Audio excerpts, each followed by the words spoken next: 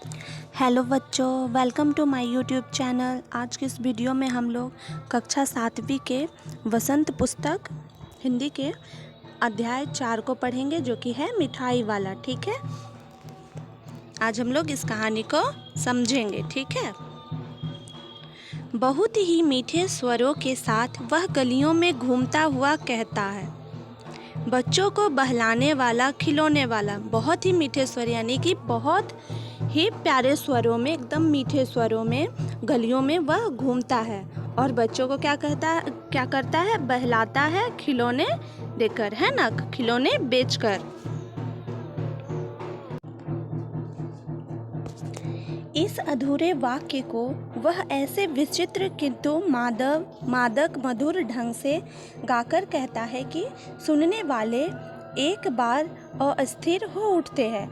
ऐसे वाक्य में इतने अच्छे से वो बोलता था कि जो भी उसकी बोली सुनता था वो अस्थिर हो उठते थे। ठीक है ना। उसके स्नेहाभिषिक्त कंठ से फूटा हुआ गान सुनकर निकट के मकानों में हलचल मच जाती थी। अगर वो जिस गांव में, गली में आता था तो वो इतने प्यारे शब्द, इतने प्यारे बोली बोलता था, इतने अच्छे से बोलता था कि जो भी लोग रहते थे वो सब एकदम हलचल हो उठते थे। ठीक है ना। छोटे छोटे बच्चों को अपनी गोद में लिए युवतियां चिकों को उठाकर छज्जों पर नीचे झांकने लगती थी। उसको देखने के लिए उसके तो क्या करते थे ना कि घर के अंदर से सब लोग दरवाजा में चिक लगा होता है, वो वाला उठाकर देखने लगते थे और कई लोग तो छतों से देखने लगते थे।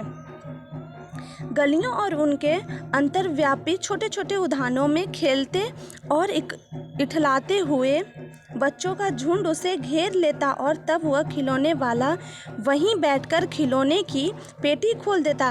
तो गली में जितने भी बच्चे रहते थे, वो सब खेलते रहते थे, वो सब बच्चे आ जाते और उसको घेर लेते थे। जब घेर लेते तो वो क्या करता, वहीं बैठ के वो अपना खिलौना का जो पोटरी रहता है वो खोल देता था, यानी कि पेटी खोल देता था। बच्चे खिलौने देखकर पुलकित तो हो उठते। जितने भी बच्चे थे वो सब खिलौने देख के, बच्चों को क्या खिलौने ही भाते हैं ज़्यादातर, तो बच्चे जो है खिलौने देख के बहुत ज़्यादा खुश हो उठते थे। ठीक है। वे पैसे लाकर खिलौने का मोल भाव करने लगते और तुरंत से पैसे लाते और जो भी खिलौना उन्हें पसंद आता उनके वो मोल भाव करने लगते थे। ठीक है। इसका दाम क्या है? इसका दाम क्या है? बच्चे ऐसे बोलते हैं कि इसका दाम क्या है? ऑल इचका, यानी कि बच्चे थोड़े बच्चे का आवाज़ कैसे होते हैं, तो मतलब वो थोड़े इस टाइप से बोलते हैं, इसका दाम क्या है? और इसका, और अन्य खिलौने भी उठाते और उसका भी पूछते। ऑल इचका। खिलौने वाला बच्चों को देखता और उनकी नन्ही नन्ही उंगलियों से पैसे ले लेता।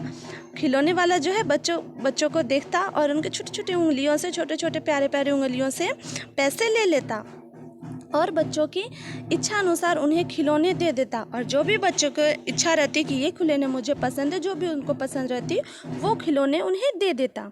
खिलौने लेकर फिर बच्चे उछलने कूदने लगते। जो भी खिलौने उन्हें पसंद आए वो ले लिए तो बच्चे क्या होते, बहुत ज़्यादा खुश हुए, उछलने कूदने लगते थे। तब फिर खिलौने वाला उसी प्रकार गाकर कहता, बच्चों को बहलाने वाला, खिलौने वाला, सागर की हिलोर की भांति उसका यह मादक गान गली भर के मकानों में इस ओर से उस ओर तक लहराता हुआ पहुंचता और खिलौने वाला आगे बढ़ जाता। वो जो है गा गा कर अपना खिलौना क्या करता था, बेचता था और सभी को उसका गाना, यानी कि उसकी जो आवाज़ थी, सभी को बहुत ज़्यादा पसंद आती थी, है ना, सबका मन मोह लेता था। राय विजय बहादुर के बच्चे भी एक दिन खिलौने लेकर घर आए। राय विजय बहादुर है जो कि उनके बच्चे भी एक दिन क्या किए, खिलौने लिए और घर आए। वे 2 बच्चे थे उनके, कितने बच्चे? 2 बच्चे थे और नाम था उनका चुन्नू और मुन्नू। चुन्नू जब खिलौने ले आया तो बोला, मेला मेला घोला कैछा छुंदर ए। जब चुन्नू जब खिलौना लाया तो वो एक घोड़ा खरीदा, तो घोड़ा के बारे में वो बोलता है कि मेरा घोड़ा कैसा सुंदर है। मुन्नू बोला, ओल देखो मेला कैसा छुंदल है। छुंदल ए, मतलब और वो भी बोलते हैं कि मेरा भी देखो मेरा कैसा सुंदर है। दोनों अपने हाथी घोड़े लेकर घर भर में उछलने लगे। जो दोनों जो थे चुन्नू मुन्नू, वो हाथी और घोड़े खरीदे थे, जो कि पूरे उत्साहित होकर पूरे घर में वो उछलने कूदने लगे। इन बच्चों की माँ रोहिणी कुछ देर तक खड़े खड़े उनका खेल निरखती रही। कुछ देर तो उनकी माँ जो थी रोहिणी, वो क्या कि अपने बच्चों के खेल यानी कि पूरा उछल कूद रहे थे तो उनका खेल देखकर निरखती रही, यानी कि उनको भी अच्छा लग रहा था। अंत में दोनों बच्चों को बुलाकर उसने पूछा, अरे ओ चुन्नू मुन्नू, ये खिलौने तुमने कितने में लिए? मुन्नू बोला, 2 पैसे में। खिलौने वाला दे गया ए। रोहिणी बोली, सोचने लगी, इतने सस्ते कैसे दे गया है, कैसे दे गया, यह तो कहीं जाने, लेकिन दे तो गया ही है, इतना तो निश्चय है। एक जरा सी बात ठहरी, रोहिणी अपने काम में लग गई। फिर उसी समय उसे उस पर विचार करने की आवश्यकता भी भला क्यों पड़ती। 6 महीने बाद, अब जो है खिलौने वाला 6 महीने बाद के बारे में बता रहा है, 6 महीने बाद क्या हुआ था। नगर भर में 2-4 दिनों से एक मुरली वाले के आने का समाचार फैल गया। ठीक है, लोग कहने लगे, भाई वाह, मुरली बजाने में वह एक ही उस्ताद है। मुरली वाले यानी कि वो मुरली बजाता था। ठीक है, और लोगों को उनकी मुरली की आवाज़ भी अच्छी लगती थी, इसलिए उन्हें मुरली वाले तो उन्हें उस्ताद कहता था। ठीक है, मुरली बजाकर गाना सुनाकर वह मुरली बेचता था। अपनी मुरली वो कैसे बेचता था, तो लोगों को लुभाने के लिए वो मुरली बजा बजा के और गाना भी सुनाता था। ठीक है ना, 100 भी 2-2 पैसे में, 100 भी 2-2 पैसे में। भला इसमें उसे क्या मिलता होगा, वो भी क्या 2-2 पैसे में बेचता था मुरली। मेहनत भी तो ना आती होगी और उनमें मेहनत भी लगती होगी बनाने में। एक व्यक्ति ने पूछ लिया, कैसा है वह मुरली वाला, मैंने तो उसे नहीं देखा। किसी व्यक्ति था जो कि मुरली वाले को नहीं देखा, तो इसलिए वो किसी अन्य व्यक्ति से पूछता है कि मुरली वाला कैसा दिखता है, कैसा है। वो मुरली वाले को नहीं देखा। उत्तर मिला, उम्र तो उसकी अभी अधिक न होगी, यही 30-32 का होगा। दुबला पतला गोरा युवक है, बीकानेरी रंगीन साफा बांधता है। वही तो नहीं जो पहले खिलौने बेचा करता था। क्या वह पहले खिलौने भी बेचा करता था? पहले व्यक्ति यहाँ बोलता है कि वही तो नहीं जो पहले खिलौने बेचा करता था, तो दूसरे बोलता है, क्या वो पहले खिलौने भी बेचा करता था? तो बोलता है, हाँ, जो आकार प्रकार तुमने बताया उसी प्रकार का वह भी था, तो वही होगा। पर भाई है वह एक उस्ताद। वही खिलौने वाले के बारे में बात हो रहा था। ठीक है, प्रतिदिन उसी प्रकार उस मुरली वाले को चर्चा होती। प्रतिदिन नगर की प्रत्येक गली में उसका मादक मृदुल स्वर सुनाई पड़ता। हर रोज वो आता और अपना एकदम प्यारा सा मीठा सा स्वर सुनाता। बच्चों को बहलाने वाला मुरलिया वाला, सब लोग वो मतलब कि बच्चों को बहलाने वाला मुरलिया वाला। ठीक है, रोहिणी ने भी मुरली वाले का यह स्वर सुना। रोहिणी जो थी क्या थी, चुन्नू मुन्नू की मम्मी थी, तो वो भी मुरली वाले की स्वर सुनी। तुरंत ही उसे खिलौने वाले का स्मरण हो आया। वो तुरंत ही उसे मतलब याद आया खिलौने वाले का। ठीक है, उसने मन ही मन कहा, खिलौने वाला भी इसी तरह का गा गा कर खिलौने बेचा करता था। उसने अपने मन में ही सोचा कि खिलौने वाले भी तो जब आता था तो इसी प्रकार से वो भी गा गा कर अपने खिलौनों को बेचा करता था। रोहिणी उठकर अपने पति विजय बाबू के पास गई। रोहिणी जब उठी और अपने पति विजय बाबू के पास गई। जरा उस मुरली वाले को बुलाओ तो चुन्नू मुन्नू के लिए ले लूँ। वो कहती है कि जरा वो जो मुरली वाला है, जो मुरली बेचता है, उसे बुलाओ, मैं चुन्नू मुन्नू के लिए कुछ मुरलियाँ खरीद लूँ। क्या पता यह फिर इधर आए ना आए। वो कहती है, क्या पता कि आज आया है, फिर आए या ना आए। ठीक है, वे भी जान पड़ता है पार्क में खेलने निकल गए हैं, यानी कि बच्चे जो है पार्क में खेलने निकल पड़े, ऐसा कह रही है। विजय बाबू एक समाचार पत्र पढ़ रहे थे। और जो विजय बाबू थे यानी रोहिणी के जो पति थे, वो एक समाचार पत्र यानी कि न्यूज़पेपर पढ़ रहे थे। उसी तरह उसे लिए हुए वे दरवाजे पर आकर मुरली वाले से बोला, वो जो पेपर था हाथ में वो लिए हुए दरवाजे पर आया और मुरली वाले से कहते हैं, क्यों भाई, किस तरह देते हो मुरली? वो कहते हैं कि किस तरह मुरली देते हो, या फिर उनके कहने का होगा अर्थ कि कितने में मुरली देते हो। ठीक है। किसी की टोपी गली में गिर पड़ी, किसी का जूता पार्क में ही छूट गया, और किसी की सोथनी यानी कि पजामा, जो नीचे हम लोग जो पहनते हैं पजामा, उसे ही ढीली होकर लटक आई। इस तरह दौड़ते हांफते हुए बच्चों का झुंड आ पहुंचा। इसी तरह से बच्चों का झुंड जो है आ पहुंचा। एक स्वर से सब बोल उठे, हम भी ले दे मुरली और हम भी ले दे मुरली, यानी कि हमें भी ले दो मुरली और हमें भी ले दो मुरली। सारे बच्चों बोलने लगे। मुरली वाला हर्ष गदगद हो उठा। मुरली वाला जो था वो हर्ष यानी कि खुशी से पूरा एकदम गदगद हो गया। ठीक है। बोला, सबको देंगे भैया, लेकिन जरा रुको। मुरली वाला कहता है कि सबको देंगे, पर थोड़ा सा रुको तो, एक एक को देने दो, एक एक करके देने दो। अभी इतनी जल्दी हम कहीं लौट थोड़े ही जाएंगे। मुरली वाला कहता है कि अभी हम आए ही हैं, इतनी जल्दी थोड़ी ना लौट जाएंगे, बेचने तो आए ही है।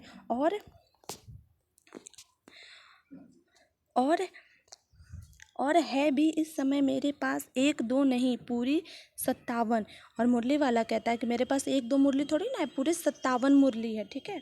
हाँ बाबूजी, क्या पूछा था आपने, कितने में दी? तो वो जो रोहिणी का पति रहता है उससे कहता है कि हाँ बाबूजी, आपने क्या पूछा था, कितने में दी? दी तो वैसे 3-3 पैसे के हिसाब से, 3-3 पैसे के हिसाब से वो मुरली बेचता, पर आपको 2-2 पैसे में ही दे दूंगा, लेकिन उन्हें जो है 2-2 पैसे में ही दे देगा। विजय बाबू भीतर बाहर दोनों रूपों में मुस्कुरा दिए। अंदर से मतलब कि अंदर से भी खुश हो गए, 3-3 पैसे में, हमें 2-2 पैसे में देगा, और बाहर से भी मुस्कुराए। ठीक है। मन ही मन कहने लगे, कैसा है, देता तो सबको इसी भाव से है, पर मुझ पर उल्टा एहसान लाद रहा है। फिर बोले, तुम लोगों की झूठ बोलने की आदत होती है। रोहिणी का पति बोल रहा है ऐसा। ठीक है ना। देते होगे सभी को 2-2 पैसे में, पर एहसान का बोझा मेरे ही ऊपर लाद रहे हो। उन्हें ऐसा लगा कि उन पे वो एहसान कर रहा है। ठीक है। वो उन्हें गलत समझ लिए थे। मुरली वाला एकदम अप्रतिभ हो उठा। वो जो है उसे कुछ समझ नहीं आया कि ऐसा क्यों कर रहा। बोला, आपको क्या पता बाबूजी कि इनकी असली लागत क्या है? मुरली वाला कहता है कि आपको क्या मालूम किसकी इसकी असली लागत क्या है, यानी कि ये असली का कितना मूल्य इसका होगा। यह तो ग्राहकों का दस्तूर होता है कि दुकानदार चाहे हानि उठाकर चीज़ क्यों ना बेचे, पर ग्राहक यही समझते हैं कि दुकानदार मुझे लूट रहा है। आप भला काहे को विश्वास करेंगे, लेकिन सच पूछिए तो बाबूजी, असली दाम 2 ही पैसा है। आप कहीं से 2 पैसे में ये मुरली नहीं पा सकते। मैंने तो पूरी 1000 बनवाई थी, तब मुझे इस भाव पड़ी। विजय बाबू बोले, अच्छा, मुझे ज़्यादा वक्त नहीं, जल्दी से दो ठो निकाल दो मुरली। तो 2 मुरलियाँ लेकर विजय बाबू फिर मकान के भीतर पहुंच गए। मुरली वाला देर तक उन बच्चों के झुंड में मुरलियाँ बेचता रहा। उसके पास कई रंग की मुरलियाँ थी। बच्चे जो रंग पसंद करते, मुरली वाला उसी रंग की मुरली निकाल देता।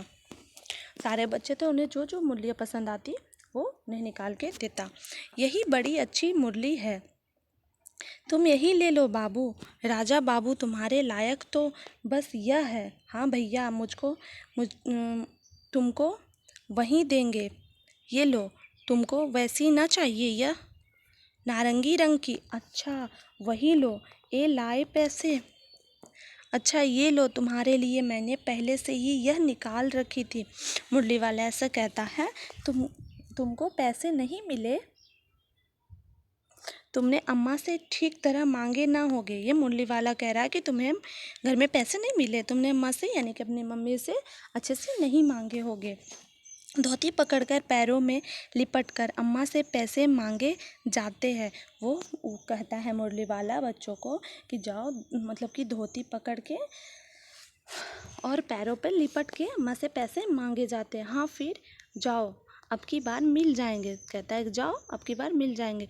दुअन्नी है तो क्या हुआ, ये लो पैसे वापस लो।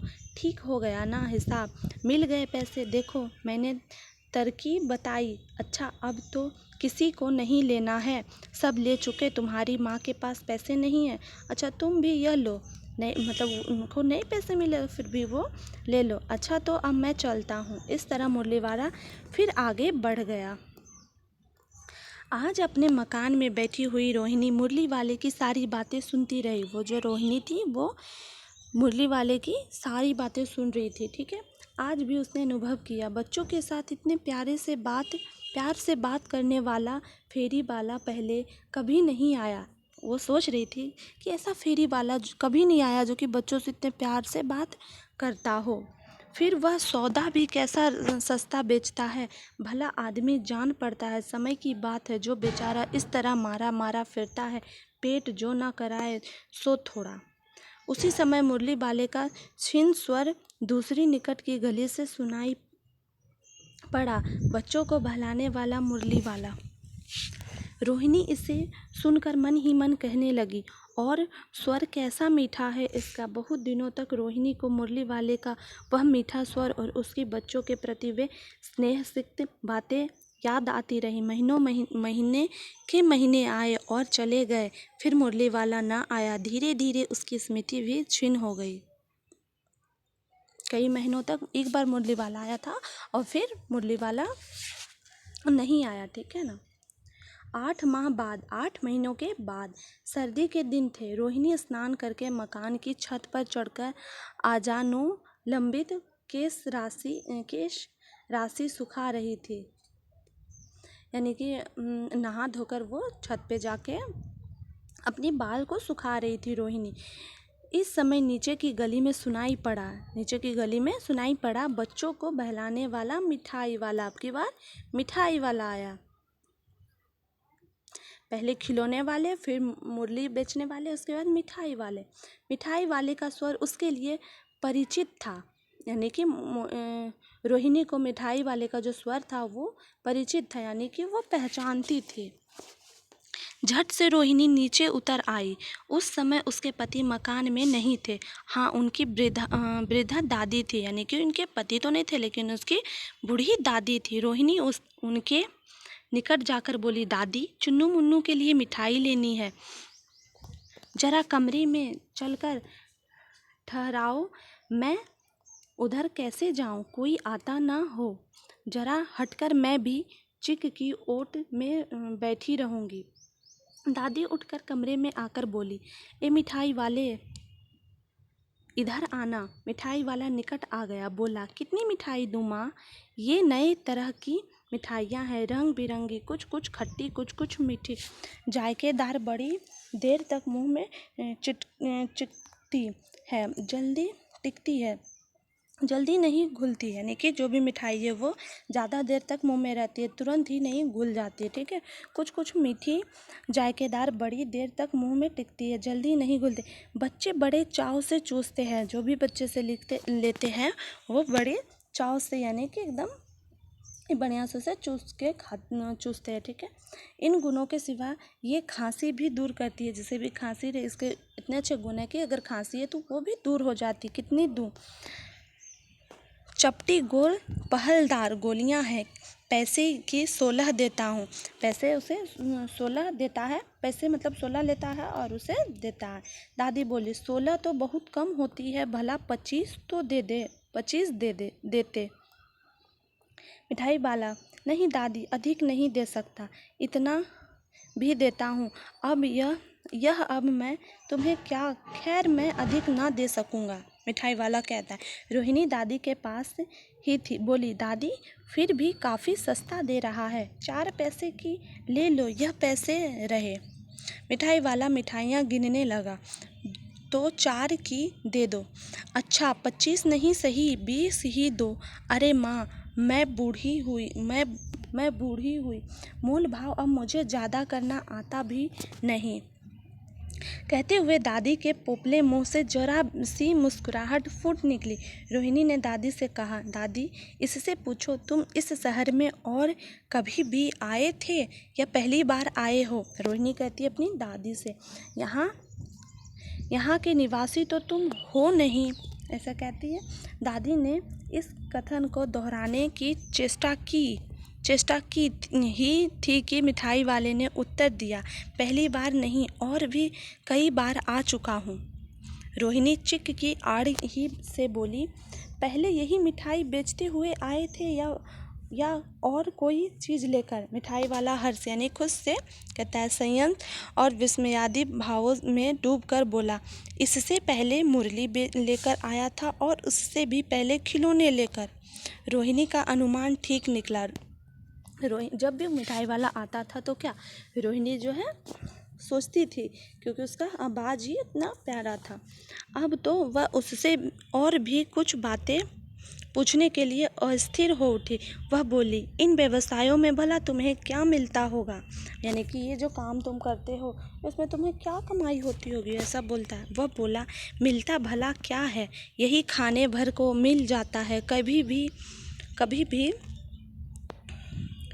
मिलता है वह, हाँ संतोष, धीरज और कभी कभी असीम सुख जरूर मिलता है, और यही है चाहत भी हूँ, और यही मैं चाहता भी हूँ।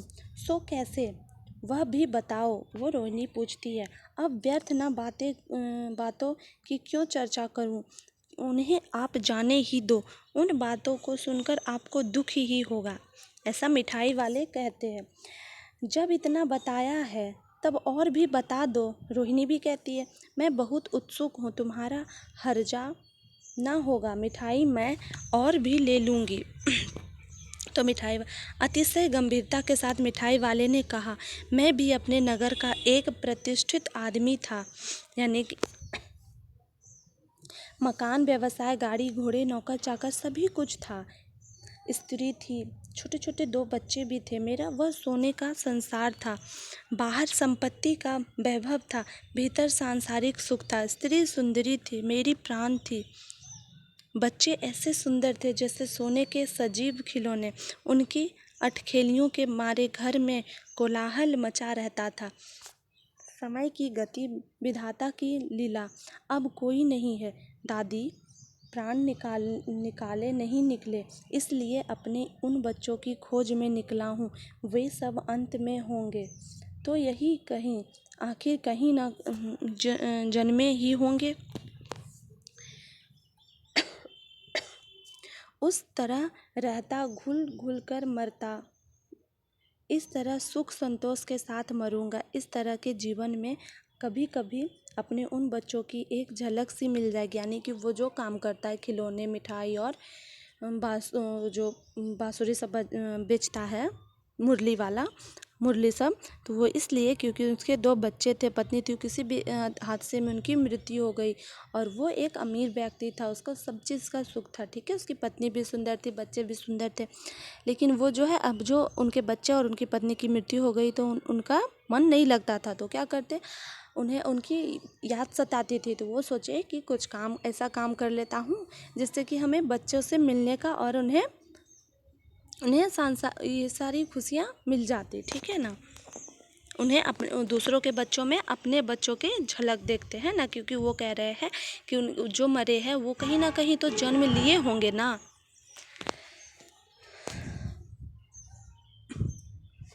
यानी कि घूम घूम कर वो क्या करता है, छोटे छोटे प्यारे प्यारे बच्चों से मिलता है और उनकी झलक को देखता है, ठीक है, उनसे उन्हें बहुत खुशी मिलती है। अब कहता है, इस तरह सुख संतोष के साथ मरूंगा, यानी कि वो जो है छोटे छोटे बच्चों के साथ उसकी खुशी, उनके पल को देखने के बाद जो वो सुख से मरना चाहता है। इस तरह के जीवन में कभी कभी अपने उन बच्चों की एक झलक सी मिल जाती है, ऐसा जान पड़ता है जैसे वे इन्हीं के में उछल उछल कर हंस खेल रहे हैं। वो कह रहा है कि जितने भी यहाँ पे बच्चे हैं जो कि हंस खेल रहे हैं, उन्हें कभी कभी देखते हैं बच्चों को तो उन्हें ऐसा लगता है कि उनके बच्चे भी इन्हीं बच्चों के साथ हंस खेल रहे हैं, उछल उछल कर। जो नहीं है इस तरह उसी को पा जाता हूँ, मतलब जो उनके बच्चे अब नहीं रहे तो उन दूसरों के बच्चों में अपनी खुशियाँ ढूंढ लेते हैं और खुश हो लेते हैं। रोहिणी ने अब मिठाई वाले की ओर देखा, उसकी आंखें आंसुओं से तर है, यानी कि मिठाई वालों को देखे और उनके आंखें जो है आंसुओं से भरे हुए, ठीक है। इसी समय चुन्नू मुन्नू आ गए। रोहिणी से लिपट कर उसका आंचल पकड़कर बोले, अम्मा मिठाई मुझसे लो। यह कहकर तत्काल कागज की 2 पुड़िया मिठाइयों से भरी मिठाई वाले ने चुन्नू मुन्नू को दे दी। रोहिणी ने भीतर से पैसे फेंक दिए।